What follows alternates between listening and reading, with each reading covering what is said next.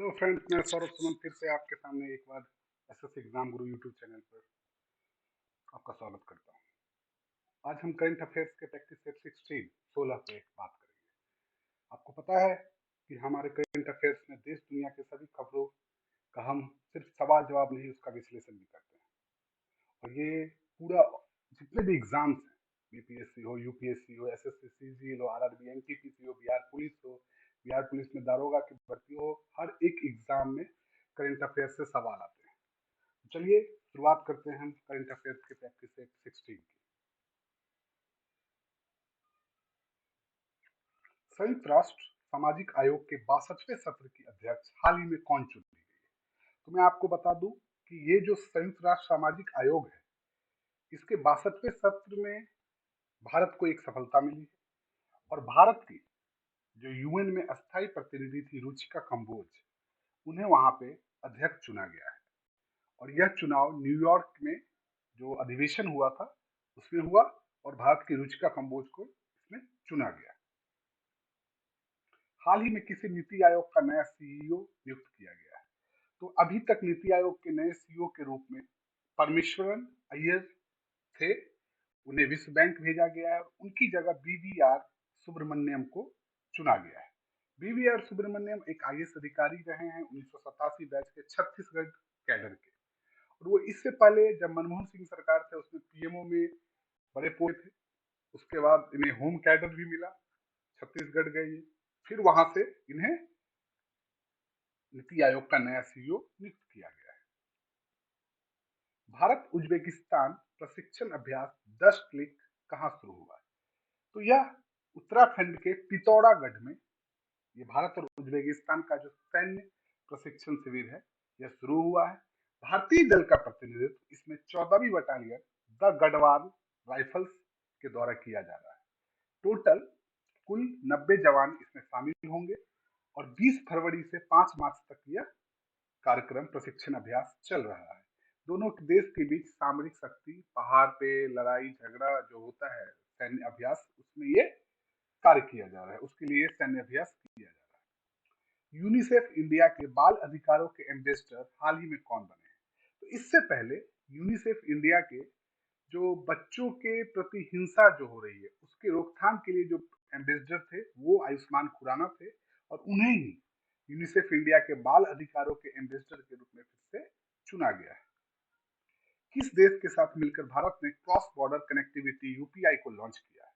तो भारत के प्रधानमंत्री नरेंद्र मोदी ने इस कार्यक्रम का उद्घाटन किया था, और सिंगापुर के पे नाउ से जुड़ के भारत अपना यूपीआई कनेक्टिविटी लॉन्च कर रहा है।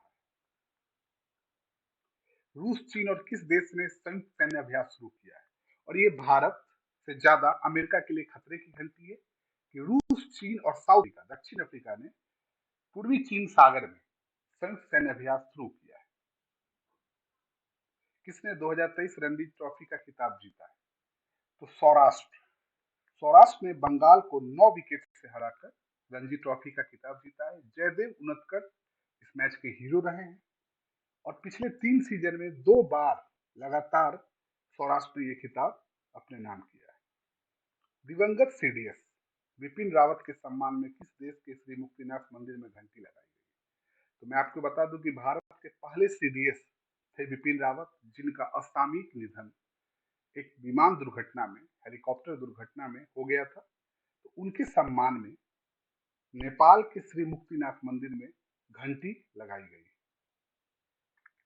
किस देश ने हाल ही में म्यूनिक सुरक्षा की मेजबानी की? तो आपको म्यूनिक से ही पता चल गया होगा कि जर्मनी ने हाल ही में म्यूनिक सुरक्षा की मेजबानी की। गृह मंत्री अमित शाह ने शिव सृष्टि थीम पार्क के पहले चरण का उद्घाटन कहाँ किया है? तो ये जो शिव सृष्टि थीम पार्क है, यह महान वीर शिवाजी, महाराज शिवाजी के पूरे कार्यकाल को बताता है, और उनके जीवन पर आधारित ये शिव सृष्टि थीम पार्क है। और इसका उद्घाटन गृह मंत्री अमित शाह ने पुणे में किया है। किस राज्य ने 20 फरवरी को अपना स्थापना दिवस मनाया है? तो 20 फरवरी 1987 को मिजोरम एक अलग राज्य बना था, जिसके कारण 20 फरवरी को उनका स्थापना दिवस मनाया जाता है। ला गणेशन ने किस राज्य के 21वें राज्यपाल के रूप में शपथ ली? मैं आपको बता दूं कि ला गणेशन इससे पहले मणिपुर के राज्यपाल थे, एवं जब जगदीप धनखड़ जी बंगाल के राज्यपाल थे और उनके उपराष्ट्रपति बनने के बाद जो जगह रिक्त था पश्चिम बंगाल में, तो उसके कार्यकारी राज्यपाल के रूप में भी ला गणेशन ने अपना कार्यभार संभाला हुआ था।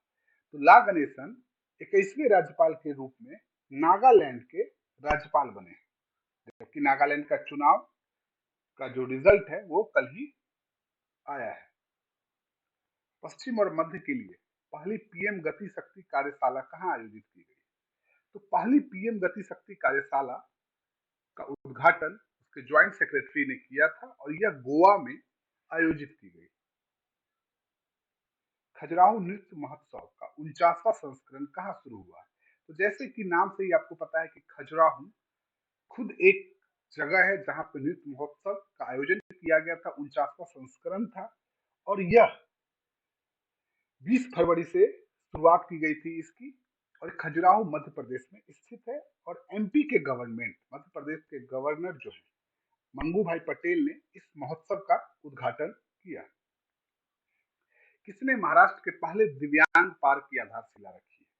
मैं आपको बता दूं कि महाराष्ट्र का पहला दिव्यांग पार्क महाराष्ट्र के नागपुर में है और नितिन गडकरी जी ने इसका उद्घाटन किया है। मैं आपको ये भी बता दूं कि नितिन गडकरी नागपुर से ही सांसद दूसरी बार रहे हैं। उत्तर भारत का पहला परमाणु संयंत्र कहाँ बनेगा? तो हरियाणा के फतेहाबाद जिले के गोरखपुर गांव में 560 हेक्टेयर जमीन पर यह बिजली संयंत्र के लिए परमाणु बिजली संयंत्र स्थापित किया जाएगा। 2800 मेगावाट बिजली उत्पादन का लक्ष्य यहाँ पे रखा गया है। किस मेट्रो ने पहली बार ट्रेन नियंत्रण और पर्यवेक्षण प्रणाली शुरू की है? तो इसमें एक चीज और ऐड करना चाहिए कि स्वदेशी रूप से पहली बार ट्रेन नियंत्रण और पर्यवेक्षण प्रणाली, जो ऑब्जर्वेशन है और सिग्नलिंग की जो पद्धति है, उसकी शुरुआत एशिया के सबसे अच्छे मेट्रो में से एक दिल्ली मेट्रो ने की। कहा ओला, उबेर और रैपिडो बाइक टैक्सी पर प्रतिबंध लगाया गया। तो इसके प्रतिबंध के पीछे कहानी ये है कि कमर्शियल व्हीकल नहीं होने के बावजूद ये कमर्शियल काम ओला, उबेर और रैपिडो के द्वारा बाइक में किया जाता था, जिसमें सुरक्षा मानकों का ख्याल भी नहीं रखा जाता। तो दिल्ली सरकार ने ओला, उबेर और रैपिडो के बाइक टैक्सी पर पूर्ण रूप से प्रतिबंध लगा दिया है। भारतीय टेलीफोन उद्योग के नए सीएमडी हाल ही में कौन बने?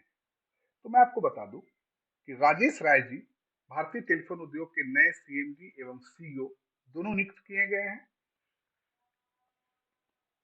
सांस्कृतिक संबंधों को बढ़ावा देने के लिए किस देश ने भारत के साथ मैत्री सांस्कृतिक साझेदारी की? तो इसमें एक चीज और जोड़ दूं कि यह एक तरह से स्कॉलरशिप प्रोग्राम है।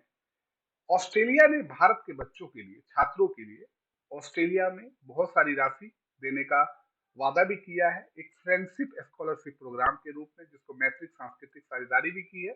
और ये दुनिया का मतलब भारत के हिसाब से पहला ऐसा होगा, विदेशी देश होगा, दूसरा देश जो भारत में अपना खुद का एक कॉलेज स्थापित करेगा।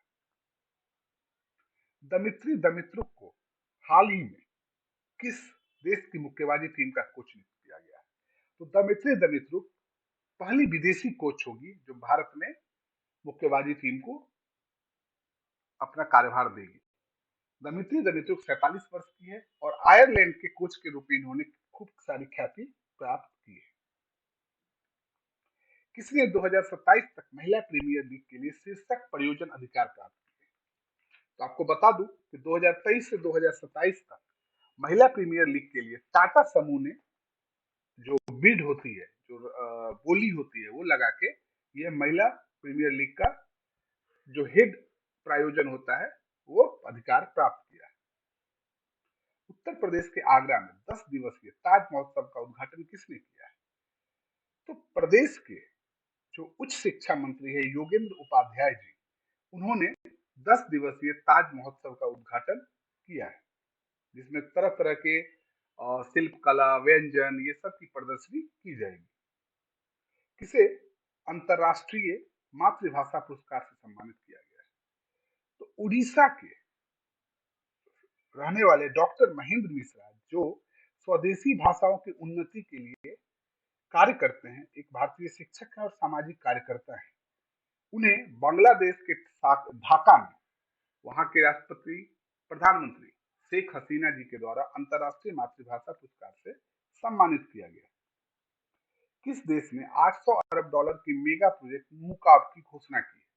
तो यह एक ड्रीम सिटी प्रोजेक्ट है और सऊदी अरब ने 800 अरब डॉलर के मेगा प्रोजेक्ट जो एक हाईटेक सिटी है उसकी घोषणा की है। तो आपको ये करंट अफेयर्स का 16 प्रैक्टिस सेट की जानकारी मिली है। तो आप हमारे चैनल को लाइक एंड सब्सक्राइब करें। बहुत बहुत धन्यवाद आपका।